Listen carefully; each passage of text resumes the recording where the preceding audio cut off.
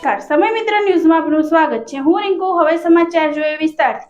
અષાઢી બીજના દિવસે ભગવાન નગરચર્યાએ નીકળતા હોય છે ત્યારે સુરત શહેરમાં અલગ અલગ સંસ્થાઓ દ્વારા સ્ટોર કરી પ્રસાદ વિતરણ કરવામાં આવતો હોય છે। ત્યારે મોટા વરાછામાં આવેલ સુદામા ચોક પાસેથી રિવેરા રેસિડેન્સ અને Shri Gopinathji education charitable trust દ્વારા જગન્નાથ રથયાત્રામાં આવતા ભાવિક ભક્તો માટે શરબત વિતરણ કરવામાં આવ્યું હતું। સુરત શહેરમાં આજે ભગવાન જગન્નાથની રથયાત્રા ભક્તિભાવપૂર્ણ નીકળી હતી અને જગતના નાથ સામે ચાલીને નગરચર્યાએ નીકળ્યા અને ભક્તોને દર્શન આપ્યા હતા।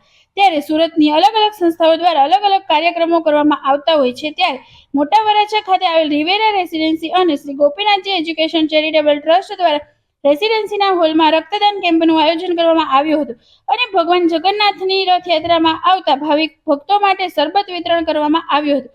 આ કાર્યક્રમમાં રેસિડેન્સીના સભ્યો મોટી સંખ્યામાં ઉપસ્થિત રહ્યા હતા અને રેસિડેન્સીના સભ્યો મોટી સંખ્યામાં રક્તદાન કરવામાં આવ્યા હતા અને રેસિડેન્સીના ગેટની સામેના રોડ પર સ્ટોર કરી શરબત વિતરણ પણ કરવામાં આવ્યું હતું અને ભગવાન જગન્નાથની રથયાત્રાના દર્શન કર્યા હતા। મારું નામ તેજસ ભરતભાઈ લખાણી। અહીંયા જે ઇસ્કોન જગન્નાથજીની રથયાત્રા નીકળવાની છે એ માટે અમારા ગ્રુપ દ્વારા Gopinathji education and charitable trust દ્વારા શરબત વિતરણનું કાર્યક્રમ અહીંયા રાખેલું છે। અમારા ગ્રુપ દ્વારા સવારમાં અમારા રિવેરા રેસિડેન્સીમાં બ્લડ ડોનેશન કેમ્પનું આયોજન કરેલું હતું, જે અમે પ્રથમવાર અંદાજિત 50 બોટલ રક્ત એકત્રિત કરેલ છે, જે અમારું પ્રથમવાર જ આયોજન હતું।